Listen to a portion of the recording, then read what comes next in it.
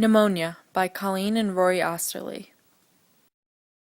Pneumonia is a respiratory condition that occurs when the body's natural defense breaks down, allowing germs to occupy and multiply in the lungs. To defeat the attacking organisms, white blood cells rapidly reproduce along with the bacteria, resulting in the air sacs within a person's lungs to fill up with fluid and pus. In turn, the person may experience a shortness of breath and/or powerful coughing, in addition to other symptoms including headache, fever, chest pains, chills, and/or loss of appetite. Bacteria were first seen in the airways of individuals who died from pneumonia by Edwin Klebs in 1875.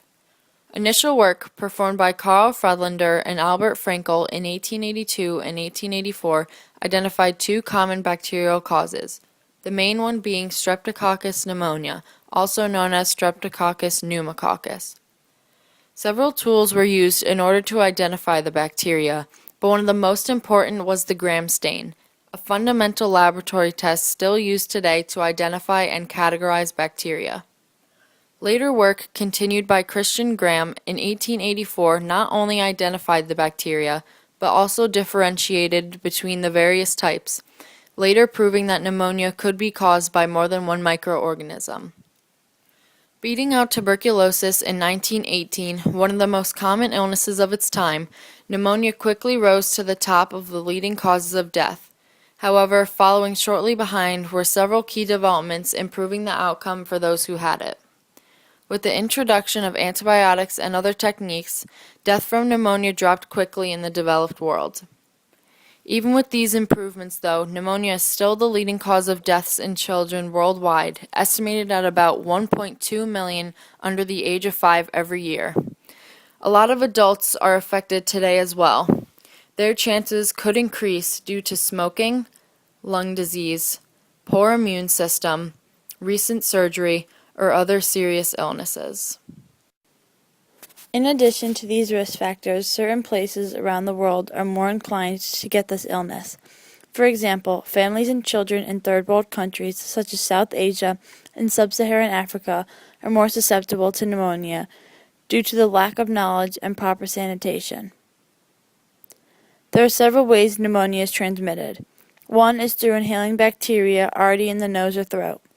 Another is through airborne droplets from a cough or sneeze. Also, interaction with a sickly person.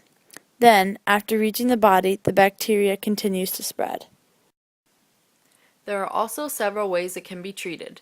At the hospital, oxygen therapy will be provided to make sure the person is getting the necessary oxygen their body needs.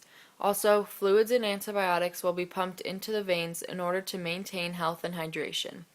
Similar methods can be used at home. Instead of treatment directly into the veins, however, drinking a lot of fluids and taking the recommended antibiotics will have the same effect. Also, getting enough rest is crucial to a quick recovery. To avoid getting pneumonia in the first place, there are several ways it can be prevented. Washing your hands and having good hygiene is very important. It will not only help to prevent pneumonia, but it will also stop the spread of it. Adequate nutrition is also a significant factor in keeping the body strong, and if the body is healthy, there will be less chance for the bacteria to take over. In addition, addressing environmental factors will also ensure that the body is being properly protected. Remember that pneumonia is something that can spread relatively easily, and anyone can get it. So take prevention, know the facts, and be aware.